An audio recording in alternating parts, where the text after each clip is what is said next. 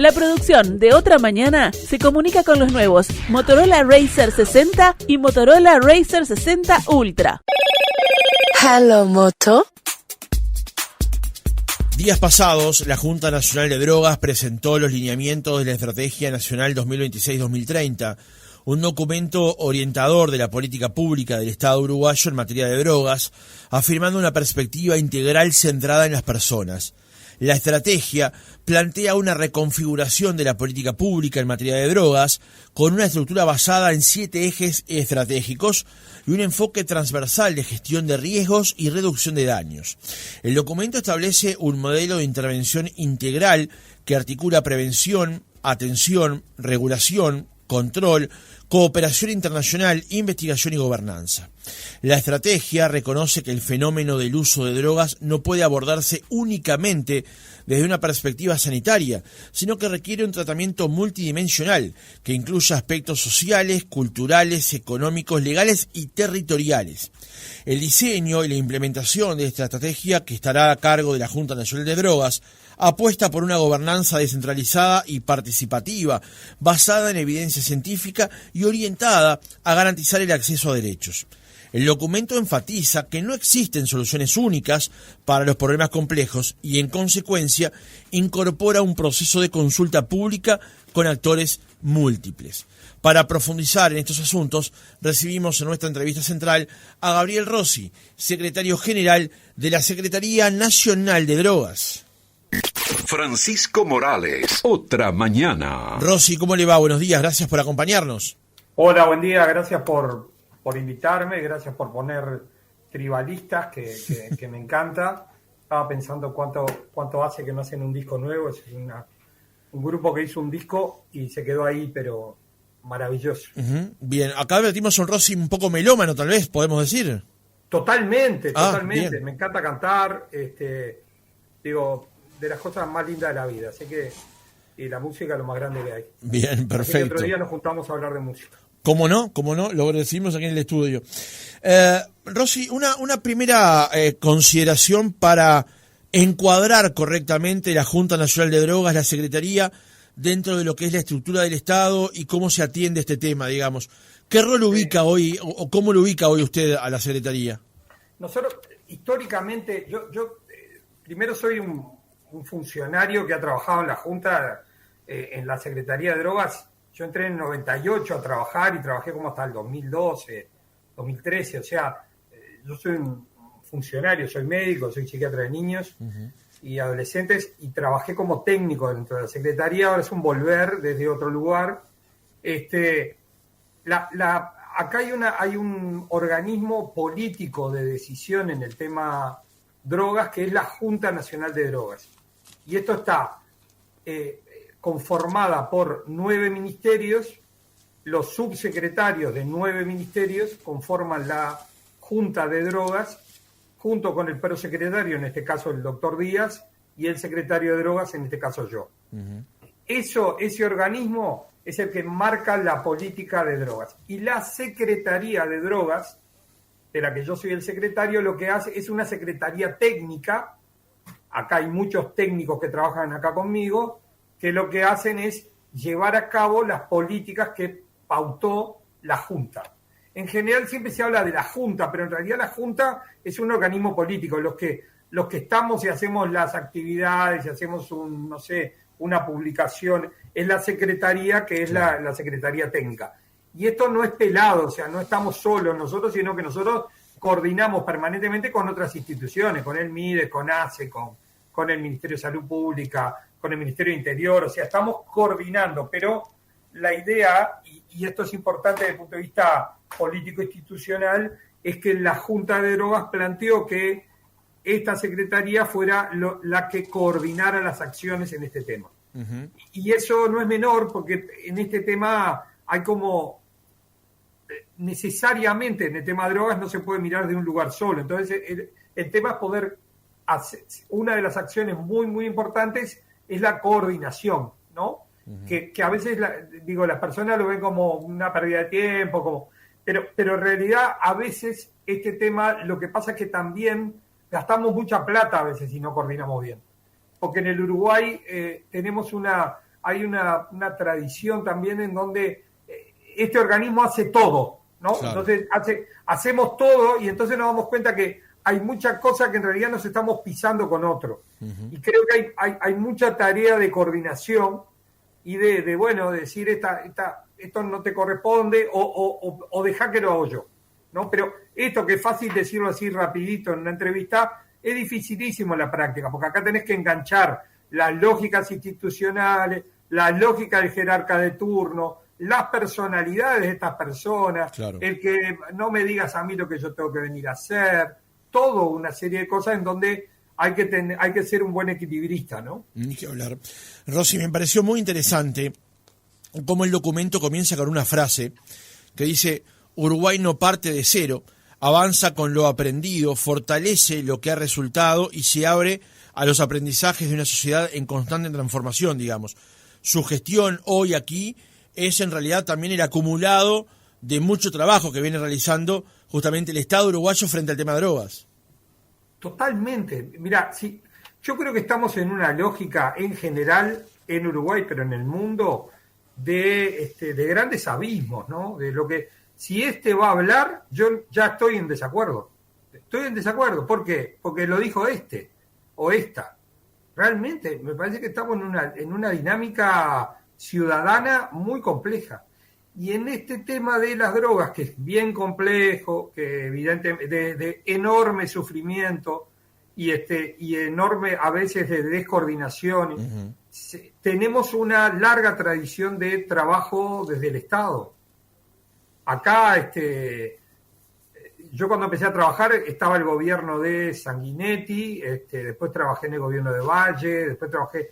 Y eso, y claramente en cada uno de estos gobiernos se ha ido modificando y cambiando y sumando. Yo te diría que la palabra sería sumar. Uh-huh. En el tema de política de drogas, sumar. Sin duda que cada gobierno le da su pauta, pero hay un tronco común que se ha mantenido. Incluso en el gobierno anterior, que han habido como varias voces en este tema, desde la Secretaría de Drogas se mantuvo lo que hizo Radío, lo que hizo Daniel Radío, se mantuvo la línea que se venía trabajando anteriormente, ¿no? Uh-huh. Ahí detengámonos entonces en ese planteo, Rossi. ¿Cuál es la visión que tiene hoy el Estado uruguayo con respecto a las drogas como consumo? Se lo pregunto porque hubo un parteaguas en lo que fue en el gobierno de Mujica con la aprobación de la ley que regula justamente la producción de cannabis en Uruguay, la producción y tenencia, digamos. La tenencia nunca estuvo mayormente regulada, digamos, pero sí la producción. ¿Cómo ve hoy al Estado uruguayo con respecto a la mirada que tiene sobre el tema de drogas? La dictadura uruguaya hizo un decreto ley en el 74 que tenía que ver con el tema del consumo de sustancias desde una perspectiva muy sanitarista, pero que en ese punto fue un avance desde el punto de vista de los derechos, porque no era punible que vos tuvieras una cantidad para consumir, ¿no? Digo porque a nivel de América Latina esto es muy diferente y en Uruguay el consumir no estaba penado desde el 74, o sea, antes no, pero o sea, tenemos una larga en eso. El tema del consumo no estaba penado de esa época. Y a lo largo después de la restauración democrática, se fue como trabajando mucho en este tema. Siempre en el tema de drogas tenés que trabajar con todo lo que tiene que ver con el estigma, ¿no? El estigma y el consumo. Acá no es cierto que la gente hable solo del tema del consumo de tal sustancia, sino que el consumo de tal sustancia viene de la mano con un estereotipo que yo me hago de esa persona que consume. Si yo te digo pasta base, vos me vas a decir persona de la calle. Hay una serie de estereotipos que lamentablemente suman a determinados consumos y que no lo tienen otros consumos. Entonces digo, acá es como difícil porque nosotros no podemos tener, la vez pasada nos hablábamos de esto de las bebidas energizantes, que uh-huh. hicimos una actividad y nos preguntaban, ¿y cómo van a hacer? ¿Y la regulación de esto va a ser igual que la marihuana? ¿Y la regulación de esto va a ser igual que el tabaco? que si vos te pones a ver, es el mismo Estado que ha tenido como regulaciones muy distintas, con dos sustancias, es el mismo Estado con regulaciones muy distintas. Lo que nosotros respondíamos era un poco vinculado a que cada sustancia tenemos que, de acuerdo a la evidencia, ver y modificar, de acuerdo a cada sustancia, ver cómo se puede hacer todo el proceso de la regulación de esa sustancia. Uh-huh. Es distinto el tema pasta base al tema cómo se regula, a cómo se puede regular marihuana o cómo se puede regular el alcohol. Acá en este país, si hablamos de muertes, ¿no? Porque nos preocupamos mucho por las muertes, está bien. Si nos preocupamos por las muertes, se mueren muchísimo más personas por alcohol y por tabaco que por otras drogas. Pero por robo, por robo.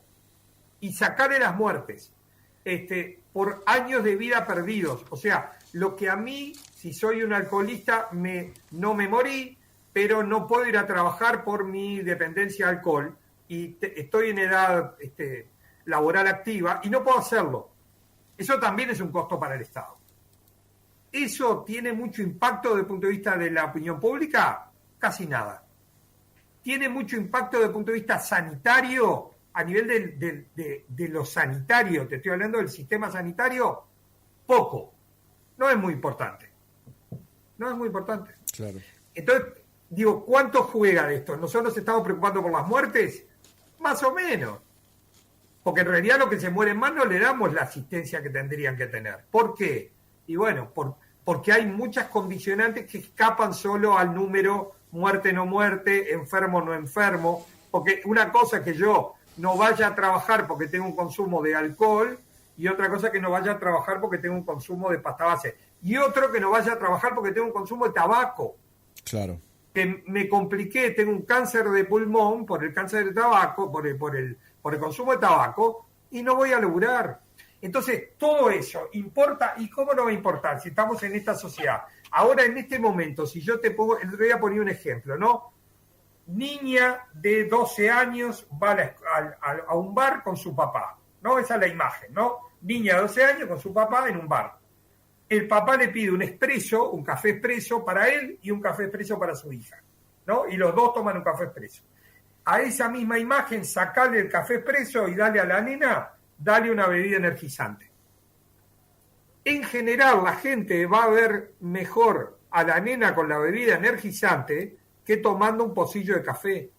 Y en realidad, la nena está tomando muchísimo más cafeína con la bebida energizante que si estuviera tomando un café con el papá. Pero ¿qué pasa? A nosotros, desde el punto de vista social, claro, nos choca ver una nena que está tomando café con su papá. Uh-huh. Porque el café no es bueno, te dicen, ¿no? No tome café que no es bueno. Eso le dicen a todos los nenes. Ahora, al mismo nene, si se va a la esquina, al kiosco a comprar, porque se lo venden además, le vas y le compras una bebida energizante que es mucho más potenciada de cafeína, no pasa nada. ¿Por qué? Y bueno, porque es la moda, porque esta marca además propicia un cuadro de fútbol que ahora está jugando en el Mundial de Clubes, y además a mí me gusta el automovilismo, y además está la marca esta en el auto de Fórmula 1. Nosotros jugamos con varias cosas. Mirá, el rey decía una cosa que nadie me entiende, capaz que vos tampoco, pero cuando yo era joven estaba el Palacio Sudamérica, que tenía como varias pistas simultáneas, ¿no? Uh-huh. Y esto es varias pistas simultáneas, o sea, por un lado está bailando cumbia, por el otro lado está bailando rock, o sea, no podemos solo ver, ¿a qué me refiero? No podemos solo ver el tema de consumo o no consumo, ¿no? En Uruguay se consumen muchas sustancias, sí, se consume, pero en otras también, ¿no? Digo, el problema es la cantidad, puede ser, pero además es la visión cultural que tenemos, además es la respuesta que le damos del Estado a esto. Claro. Entonces, nosotros tenemos que contribuir a, la idea general es tenemos que contribuir a mejorar la calidad de vida de la gente, no incidiendo, no limitando su libertad. Yo no voy a prohibir, yo qué sé, que un adulto consuma alcohol, no lo voy a prohibir, pero voy a tratar de que ese adulto tenga los recaudos para que no complique a otro. ¿Cómo? Y bueno, que no tome alcohol si va a manejar, que, no digo, si va a trabajar que no tome alcohol. Estas condicionantes que hacen que una bebida una sustancia como el alcohol puede interferir en la vida de esta persona y de otros. Uh-huh. Rosy, antes de que se aprobara la ley de diciembre de 2003 con respecto al cannabis en Uruguay, estaba planteado el debate si tenía sentido seguir por el camino del prohibicionismo o en realidad ese era el primer paso que había que dar en un mecanismo de regulación, digamos. Para usted, con sus años de experiencia, además en la Secretaría, ¿tiene sentido insistir en el camino de la prohibición? Camino, digo, acá me parece que la situación de la prohibición como tal y en algunas sustancias en particular no ha tenido ningún efecto, ¿no? Digo, ni que hablar de hace 100 años con la ley seca, ni que hablar de la política terrible que fue para América Latina todo el Plan Colombia y todas las consecuencias absolutamente desastrosas que ha tenido a lo largo de estos últimos 30 años. O sea, esta situación se va camino a ir como mejorando y ordenando situaciones que tienen que ver con las distintas regulaciones. No es lo mismo hablar de la hoja de coca acá que hablar a 3.000 kilómetros de acá en La Paz, en Bolivia o en Perú, digo. Es el mismo continente, pero nosotros no tenemos una cultura vinculada a la hoja de coca. Ellos sí la tienen, y entonces evidentemente una regulación acá tiene que ser distinta a una regulación en otro lado muy cercano, como puede ser Perú. Con el tema de la marihuana creo que es un tema que tiene tenía toda una historia que hacía que estaba como generando una situación de enorme problema desde el punto de vista de la seguridad con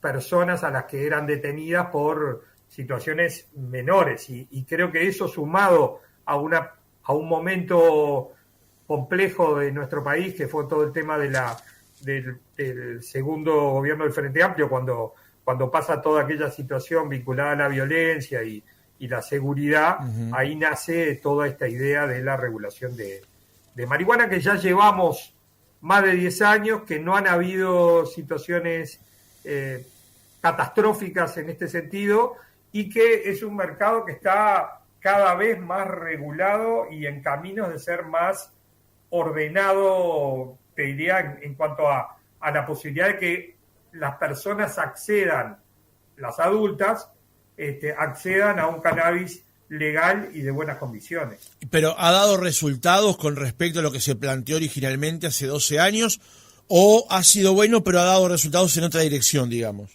Lo que pasa, digo, el tema es que nace vinculado al tema de cuando se da la idea vinculada a este tema, tenía que ver con el narcotráfico y con quitar del narcotráfico un provecho que tenía el narcotráfico con una sustancia. ¿Y en esa dirección cómo nos ha ido? Y paulatinamente hay muchísimas toneladas que hoy por hoy se consumen desde el punto de vista legal y eso vienen para el Estado y eso no va para el narcotráfico. Digo, desde el punto de vista económico, si querés, es una situación muy ventajosa para el Estado porque es algo que lo tendría el narcotráfico internacional. Y en el caso de la salud, también en el sentido de que la calidad de lo que se fumaba, ustedes me pueden decir, bueno, mejor o no, que se consuma o no, pero salvando eso, digo, uh-huh. Si la persona va a consumir, ¿no? Si va a consumir, hoy por hoy la calidad de lo que consume es muchísimo mejor que hace 15 años atrás. Uh-huh. Entonces, en ese sentido, es provechoso.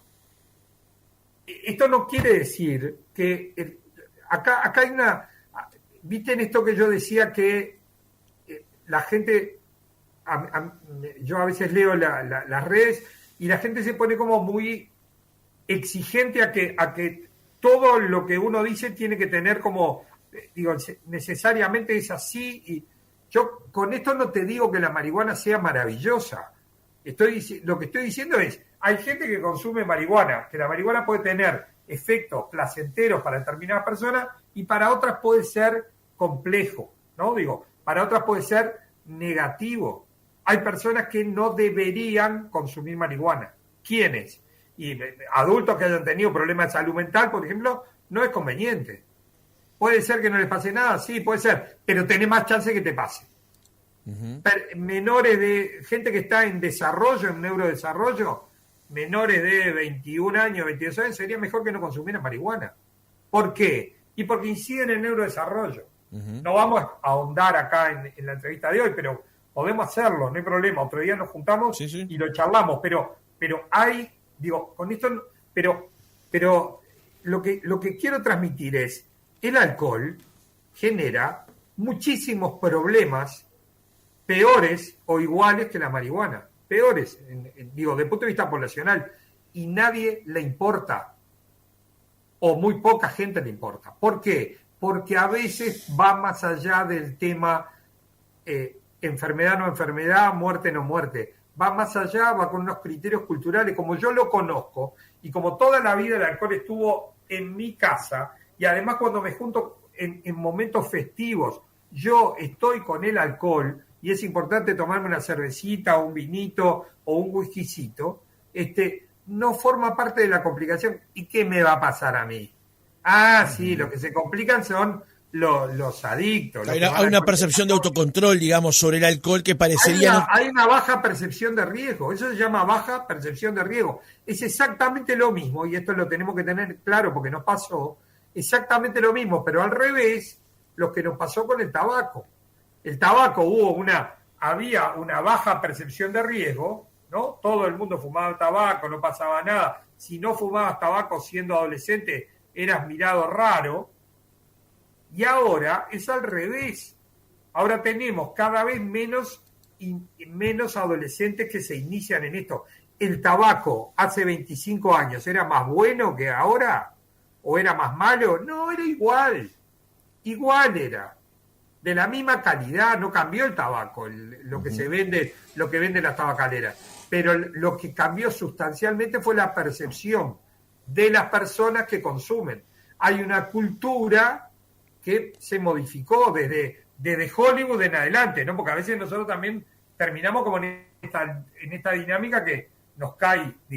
Esto no es hay mucho de una política uruguaya maravillosa y muy efectiva, ¿no? Muy efectiva y que somos, en eso somos faro para otros países, pero además hubo un cambio desde el punto de vista cultural en la sociedad occidental, ¿no? En la sociedad occidental, porque del otro, los musulmanes, es otra historia. Ni que hablar. ¿No? Rosy, ayer el colega Tomás Friedman presentó en su cuenta de X una imagen de información basada en la Oficina de las Naciones Unidas contra la Droga y el Delito, la UNODC, donde advierte que Uruguay es el principal país de consumo en las Américas de cannabis, de éxtasis y de opioides, y que está segundo, por ejemplo, en el consumo de cocaína y de opiáceos. Sobre esto tomó esa publicación el ex senador Manini, y una de las preguntas que se hace es: ¿para cuándo la educación y la campaña de concientización del daño que ocasionan las drogas previstas en los artículos 10 y 12 de la ley 19.172? ¿La Secretaría, la Junta, tiene previsto hacer alguna campaña a corto plazo o a mediano plazo con respecto a las incidencias del consumo de drogas? Bien, estamos de acuerdo en que hay que hacer, sin duda, tenemos que trabajar en todo esto. Yo le agregaría a Manini que esto no necesariamente lo vamos a solucionar con el tema de la campaña. Nosotros decimos que las campañas como pelada no tiene efecto desde el punto de vista científico, pero hay que incluirla. O sea, hay que hacer una campaña y más cosas, ¿no? Le redoblo la apuesta, si quieres, como que no, en realidad no es que no le estoy diciendo que no, sino que le estoy diciendo sí, pero además, ¿no? Mirá, con relación al tema de los números, primero, estos números son del 2018, o sea, 7 años hace. nosotros tenemos en el Uruguay un informe más reciente, pero cuando ONU-DC, que es ONU Delito Droga, ¿no? Esto, la oficina esta es ONU Delito Droga. El último informe que tenemos es del año pasado, pero cuando se hizo este informe de ONU-DC, ellos se basaron en el anterior informe, en el 2018, porque no estaba en esto del 2024. Este informe que sale hoy fue elaborado el año pasado, ¿no? Con datos del año pasado. Y en el año pasado no estaban terminados los de Uruguay de 2024. Entonces son datos viejos. Los datos de los países estos que comparan, digo porque a mí me parece está buena la información, pero tenemos que saber todo, porque si no, como que, con esto no digo digo, para tratar de comparar cosas comparables. Los datos de los países son todos de años diferentes. O sea, en Chile midieron del 21, en Uruguay del 18, o sea que algunos países no necesariamente estamos iguales. Claro, en el caso del cannabis, por ejemplo, la medición de Uruguay es de 2018, la de Argentina es de 2022 y la de Chile es de 2023, para poner un ejemplo en esa dirección. Entonces, de ahí sacar la conclusión que Uruguay es el peor o el mejor, me parece, o Chile es el peor o el mejor, me parece que no tiene mucha relevancia en esas cosas. Y además, Uruguay tiene un excelente nivel, tiene el mejor observatorio, y esto lo digo con mucho orgullo, y nos tenemos que sentir orgullosos, tenemos el mejor observatorio de drogas de América Latina. Esto dicho en una reunión a la que asistí, que era la Unión Europea y América Latina, y todos aplaudían al director, a Héctor Suárez, que es el director del Observatorio de Drogas, desde 2004. O sea, los datos de Uruguay son muy, muy confiables porque es un equipo que desde 2005 viene trabajando todos juntos, ininterrumpidamente. Hay países en América Latina que no tienen datos desde hace 15, 20 años.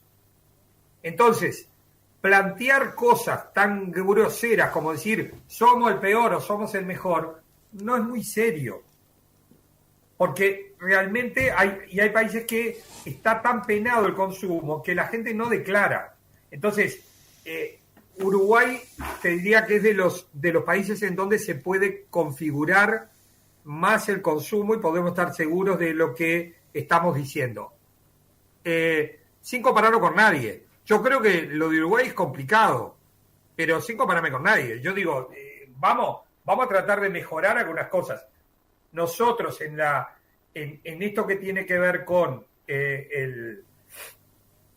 la estrategia, planteamos como dos líneas muy importantes. Una es el Sistema Nacional Integrado de Tratamiento y otro es el tema de prevención. En prevención estamos como medio en pañales. Hay algunos programas interesantes, pero son muy pocos y evaluados son muy, muy pocos. Nosotros, yo lo repito, pero me parece que, hay que... El tema prevención está cargado de buenas intenciones, pero las buenas intenciones no previenen. O sea, solo con buenas intenciones no previenen. Si yo doy un curso toxicológico y yo te explico los efectos de la marihuana, yo no necesariamente estoy haciendo prevención en droga. Me puedo asustar. O sea, yo le cuento a alguien y le digo, y si la persona se asusta o no se asusta. Pero de ahí a que eso sea prevención, la prevención lo que hace es intentar cambiar determinada o mejorar determinado parámetro. Vos tenés que evaluarlo. Como decir, mirá, yo me vengo a arreglar, la vesícula, ¿te arreglaste la vesícula o no te arreglaste? Es un poco esa la idea, ¿no? Digo, tenemos que tener como datos claros de decir, ¿está bien o está mal? ¿No? En el tema prevención es como todo medio flu, ¿no? Y tenemos que ser, yo te diría que en estos 5 años nosotros estamos planteando de ser certeros y claros en intentar decir, bueno, estamos tratando de lograr esto y logramos esto otro. Capaz que no fue mal, pero estamos tratando y lo vamos a evaluar. Rosy, una última pregunta antes de pasar a la estrategia. Desde que en Uruguay se aprobó el 2013 el camino de la regulación del mercado de cannabis, ¿es posible que en algún momento la sociedad esté en condiciones, no digo solamente un gobierno, la sociedad esté en condiciones de abordar la regulación de alguna otra droga? No sé, en algún momento el presidente Vázquez había hablado, por ejemplo, de la cocaína, se lo había manifestado en un reportaje con Ignacio Álvarez. ¿Hay posibilidades en algún momento de que Uruguay solo pueda avanzar en ese camino, en alguna dirección? Mirá, yo como que intento, y que me parece que tiene que ver un poco con la tarea del gobierno, de cuando hacemos las entrevistas, como plantear lo que se decide en cuanto a la Junta Nacional de Drogas, porque todo es algo muy serio y no... Creo que las opiniones personales en esto importan, no digo que no, pero me parece que no hacen la política, ¿no? Digo, o sea, por eso yo decía esto del órgano político representativo. Entonces, yo prefiero como no dar una opinión personal. Hoy por hoy, lo que sí tenemos es que esto, de punto de vista de la regulación, tenemos un mercado de sustancias y estamos planteando el tema de regulación de algunas sustancias. De hecho, lo que sí puedo decir es que empezamos la regulación de todo lo vinculado a las bebidas energizantes, que me podrán decir, pero no tiene el impacto. Bueno, las bebidas energizantes hoy es por donde empiezan a consumir los adolescentes. Hoy por hoy, en el Uruguay, en la última encuesta nacional de estudiantes de enseñanza media, igual para público que para privado, esto lo insisto porque siempre como que se plantea como que sean distintos los dos sistemas, el privado y el público, los adolescentes funcionan igual en este tema. Los menores de 14 años consumen muchísimo más bebidas energizantes que alcohol. Uh-huh. Entonces, es el lugar por donde están ingresando a consumir. Estamos tratando de trabajar específicamente en la regulación del mercado de bebidas energizantes. Lo que otros ven en blanco y negro, nosotros lo miramos en todos sus matices. Otra mañana, no apto para fanáticos. Estamos conversando con Gabriel Rossi esta mañana aquí en Oriental. Rossi, la Estrategia Nacional de Drogas 2026-2030 establece una visión integral y transversal para abordar el fenómeno de las drogas. ¿Cuál es el principal cambio de paradigma que busca consolidar esta nueva estrategia en comparación con ideas o planes anteriores? Primero un poco lo que veníamos diciendo, no es disruptivo en cuanto a cómo veníamos, ¿no? Se plantea que esto está basado en una política de gestión de riesgos y reducción de daños. Se plantea que dentro de esta política la posibilidad de la abstinencia es una posibilidad, o sea, esto no como decíamos, no es blanco-negro, sino que, bueno, en el caso de determinadas situaciones y determinadas situaciones clínicas esto puede llegar a pasar. Y lo que ahondamos un poco creo que es lo que recién hablábamos con relación al tema de sistema de tratamiento y sistema de prevención. Y además, en estos dos sistemas, una palabra que es muy importante, que es el tema calidad, ¿no? Digo, nosotros estamos como extremadamente preocupados porque las intervenciones, más allá de que sean más famosas o menos famosas, tengan calidad y que nosotros tengamos una medida de la calidad de las prestaciones. Esto que vos decís, bueno, mirá, cerró la puerta el psicólogo o el doctor y no sé qué pasó del otro lado, ¿no? No sé qué le dijo. Evidentemente hay espacios que tienen que ver con la posibilidad de que quede dentro del secreto médico, dentro del secreto profesional, determinadas situaciones, pero tienen que estar en un amparo y en un paraguas vinculado al tema de la calidad, que nosotros vamos a tratar de ser muy exigentes en ese sentido. Uh-huh. Rossi, usted lo mencionó así al pasar, pero uno de los pilares del documento es la articulación interinstitucional a través de la Junta, justamente. ¿Qué mecanismos se prevén para garantizar una coordinación efectiva entre los distintos organismos del Estado involucrados en la implementación, justamente? Sí, nosotros, bueno, ahí es lo que decía del lugar de... Creo que desde la primera ya tuvimos 3 reuniones de Junta Nacional de Drogas, uh-huh. Y la primera se marcó que el organismo articulador sea la Junta Nacional de Drogas. Y esto no es nada menor, y simbólicamente no fue nada menor en la presentación que se hizo el jueves pasado, porque vinieron los 9 subsecretarios, o sea, esto no había pasado anteriormente. Y me parece que, de punto de vista simbólico y real, es muy bueno que los distintos ministerios vengan y digan, bueno, este organismo es el que nos junta a todos de alguna manera. Nosotros tenemos líos en Uruguay que tienen que ver con los sistemas de atención, por ejemplo, para que nos entendamos, en donde a veces se cabalgan distintas redes. Hay una red del MIDES que en el mismo territorio se cabalga con la de ACE y en el mismo territorio se cabalga con la de la Secretaría de Drogas. O sea, hay algunos dispositivos que en el mismo lugar, en el mismo barrio, pueden llegar a dar los mismos servicios. La Intendencia de Montevideo. Entonces, tenemos la obligación, porque esto no es un tema de plata, es un tema de orden y de coordinación, ¿no? Digo, y tenemos la obligación de mejorar esa coordinación. Uh-huh.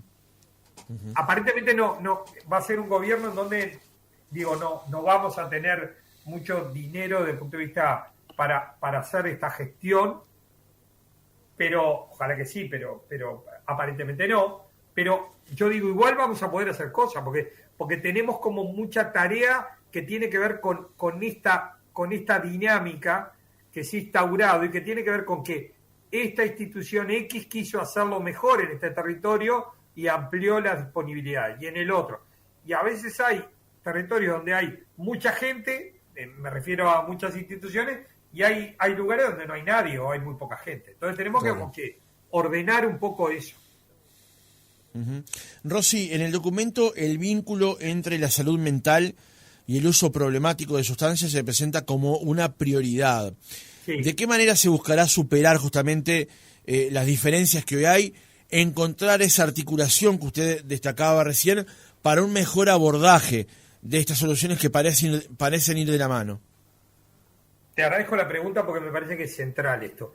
Nosotros tenemos una ley de salud mental del 2017 que fue aprobada y que fue poco reglamentada. Después se hizo, en el gobierno de Tabaré se hizo el Plan Nacional de Salud Mental, que se instrumentó en parte, pero todavía nos quedan como esto que se llama unidades monovalentes, que yo qué sé, el Vilar de Bo, la Colonia Chepare, situaciones específicamente vinculadas a solo atención a la salud mental, que la ley dice que tienen que cerrar, ¿no? ¿Por qué? Porque en el mundo lo que se ha planteado es que la atención en este tema, al igual que en el tema de drogas, se tiene que hacer en territorio. ¿Esto qué quiere decir?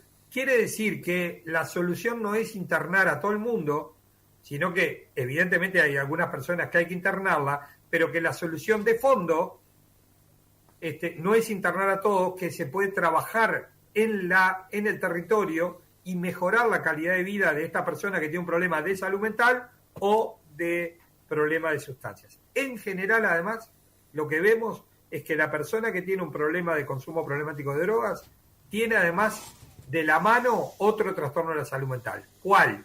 Una depresión, ansiedad, una esquizofrenia, trastorno de personalidad, muchos. Entonces, no podemos pensar, de hecho lo es en este momento, que las redes de atención a esto sean paralelas, ¿no? Haya una red de salud mental y haya una red para atención de drogas. Tendríamos que ir caminando, yo soy entusiasta, pero no creo en lo rellemado, tendríamos que ir caminando a poder unificar estas redes.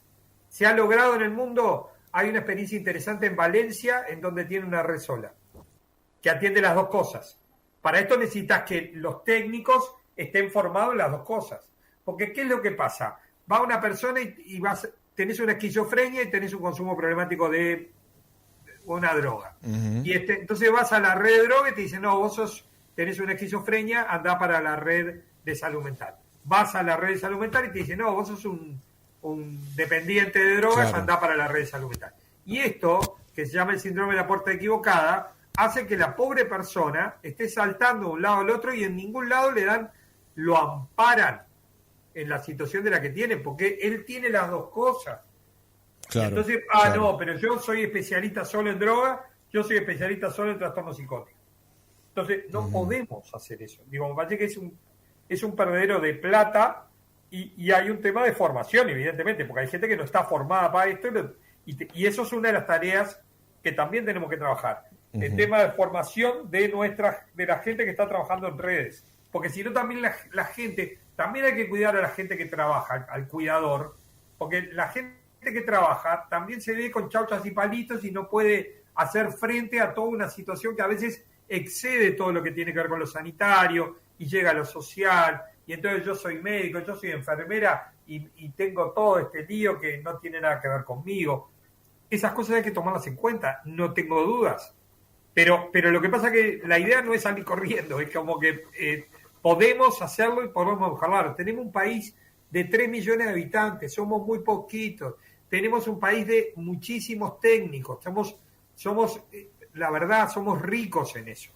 Desde el punto de vista de la cantidad de médicos, de la cantidad de psicólogos, la cantidad por habitante es enorme, enorme. Entonces, no puede ser que nos pasen estas cosas. Tenemos que encontrar algunas soluciones. Algunas de estas van a ser fáciles, algunas dificilísimas y algunas nos saldrán mal. Nosotros lo que estamos planteando es que queremos ir evaluando esto, porque si no termina todo en declaraciones lindas. Yo puedo hablar más o menos horrible o muy bien, pero eso no importa mucho. Lo que importa es qué vamos a hacer en la cancha, ¿no? Digo, si la pelota entra o no entra, digo, ese es el tema.